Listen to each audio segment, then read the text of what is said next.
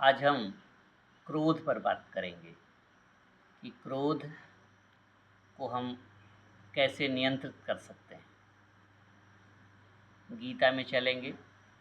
गीता के दूसरे अध्याय के 62वें श्लोक में भगवान ने कहा है कि ध्यायतो विषयान् पुंसः संगास्तेषूपजायते संजायते कामः कामात् क्रोधोऽभिजायते। ध्यायते विषयान् पुंसः। जब हम विषयों का चिंतन करते हैं, हमारा मन दो वस्तुओं का चिंतन करता है, एक भगवान के इलाके का, एक विषयों के इलाके का। जब हम भगवान के इलाके का चिंतन करते हैं तो हमारा जीवन सफल होता है। जब हम विषयों की ओर नीचे गिरते हैं तो हम नीचे की ओर जाते हैं, हीनतरम वा विशन्ति की ओर जाते हैं। तो जब हम विषयों का चिंतन करते हैं, हमारी कामनाएं जब बढ़ती हैं और कामनाओं की पूर्ति नहीं होती है तो हमें क्रोध आता है।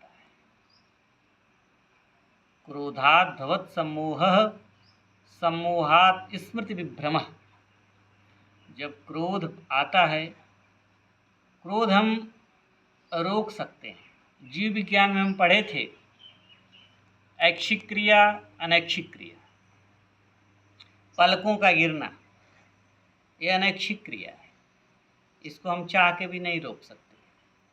भोजन का पचना ये अनैच्छिक क्रिया है।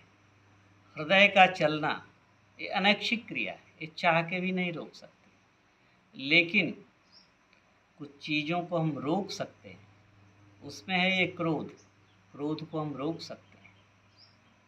जब हम ऑफिस में बॉस के आगे खड़े होते हैं, बॉस बहुत कुछ ऐसी वैसी चीज़ें सुनाता है और हम आराम से सुन लेते हैं। वहाँ हमारी सहन शक्ति काम करती है, क्योंकि हम जानते हैं कि अगर हम कुछ भी गड़बड़ करेंगे तो हमारी नौकरी की वाट लग जाएगी, नौकरी चली जाएगी और भी समस्याएं आ सकती हैं। इसलिए वहाँ पे हम अपने क्रोध को नियंत्रित कर लेते हैं। इससे पता चलता है कि क्रोध हम नियंत्रित कर सकते हैं। वही क्रोध हम अपने घर में जाते हैं, अपने बच्चे की छोटी उदंडता पे उसके ऊपर क्रोध करते हैं, पत्नी पे क्रोध करते हैं। जो लोग हमारा किसी तरह का ऐसा वैसा नुकसान नहीं कर सकते, उन पे हम क्रोध करते हैं। तो ये तो सिद्ध हो गया कि क्रोध हमारे नियंत्रण की क्रिया है। हम चाहें तो उसको रोक सकते हैं और चाहें तो उसको फैलने दे सकते हैं। तो जब हमारे कामनाओं की पूर्ति नहीं होती है तो हमें क्रोध आता है, और क्रोध एक ऐच्छिक क्रिया है। सबसे पहले ये जानना जरूरी था। तो आज की इस वीडियो में हम यही बताने का प्रयास कर रहे थे कि क्रोध ऐच्छिक क्रिया है, उसको हम नियंत्रित कर सकते हैं और अपने जीवन को सफल बना सकते हैं।